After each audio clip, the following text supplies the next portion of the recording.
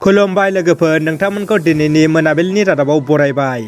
नोंथांमोननि थाखाय गुसुं समनि गेजेराव लाबोबाय गोनांथार रादाब।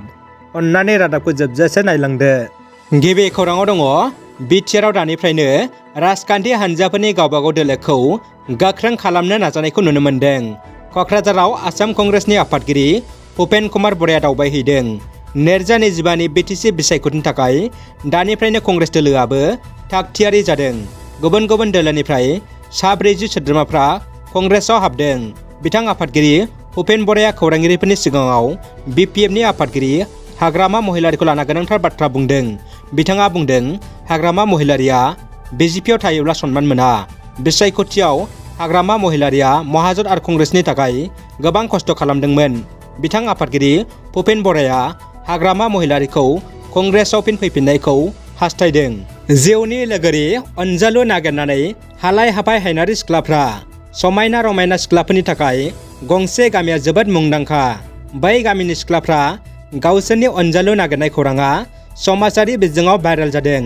मिथिनाय बायदिब्ला बै गामिनि बांसिन हिन्जावफ्रानो महराव जोबोद समायना।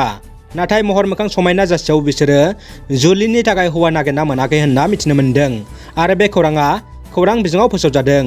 बै गामिनि मुंखौ ब्राजिल हादरनि नयडा ड कर्ड' होनना मिथिनो मोन्दों। बै गामियाव माखासे नेमखान्थि दं। जुलिनि उनाव हिन्जावा गामिखौ एंगारना थांनो हाया आरो माखासे गोबां नेमखान्थि दंबावो, जायनि थाखाय बिसोरो हौवानि आंखालाव गोग्लैदों होनना मिथिनो मोन्दों। अदालगुरि दख'रा एबसुनि सानैसो दैदेनगिरिया दि हारिमुखौ गाज्रि रावजों सोंखारनायनि सायाव दि हारिमुनि फिन बिबुंथि। बारग' NDBRनि दैदेनगिरि दि हारिमुआ ओरै बुङो।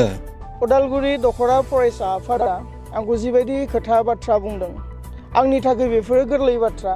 दिनै आंखौ सोरबाया आलु गोसाव टाइटेल होदों, सोरबाया सैमा फाग्ला टाइटेल होदों, सोरबाया सिखाव टाइटेल होदों। बेफोरो आंनि थाखाय बोरसो होननानै आं साननानै लायो। आरो बिथांमोननि गाज्रि आंखौ सोंखारिनाया समाजनि बर' हारिनि खामानि मावनो थाखाय आंनो थुलुंगासो होदों। बेनि थाखाय जायफ्रा आंखौ बेबायदि गाज्रि सोंखारिदों, बिथांमोनखौ आङो पार्सनेलि साबायखर बावहरो। दानिया फैदो गुबुन मोनसे खौराङाव। जोबोद दुखुनि खौरां, गंसे बर' नखरा अरजों खामना सेवहांगार। चिरां जिल्लानि फाथाबारि पिस्टिसनि बेन्दोङाव थानाय दाउखाबाहा गामिनि थागिबि हांगामा बसुमतारी आरो लान्थि बसुमतारी न'जों लोगोसे गासै गोनां आइजें आइला जि जोमफ्रा खामनानै सेवहांगार जायो। नखरनि बिसि लान्थि बसुमतारीया फोरमायनाय बायदिब्ला न'नि साखाथियाव हाग्रा सावनायाव बार बारनानै गावसिनि प्लास्टिकनि न'जों लोगोसे गासै गोनां मुवा बेसादफ्रा खामजोबो। ओरैहाय बे दुखुनि खौरांखौ मोननायनि उनाव फाथाबारि पिस्टिसनि मासिगिरि निमल नार्जारिया सुलाद लाफैनानै थानो थाखाय न' लुनो थिं जगायना होयो आरो लोगोसे जानायनिबो माइरं जगायना होगोन होनना फोरमायदों। आसाम बिधानसभानि बुंथिगिरि मानगोनां बिस्वजित दैमारिया सिबिनाय बावहरदों। आसामनि मुंदांखा सुबुं कलागुरु बिष्णु प्रसाद राभानि दिनै गोथार जोनोम सान।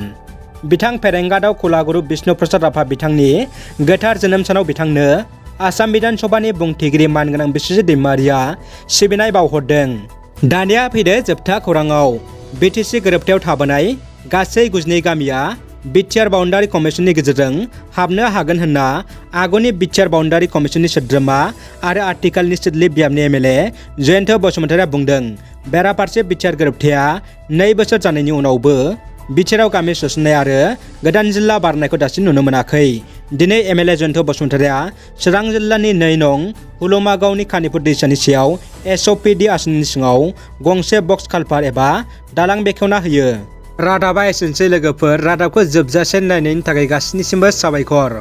अन्नानै भिडिअखौ लाइक, कमेन्ट, शेयार खालाम। लोगोसे चेनेलाव गोदानै फैदोंब्ला साबस्क्राइब खालामनो गुरै खावलायबाय।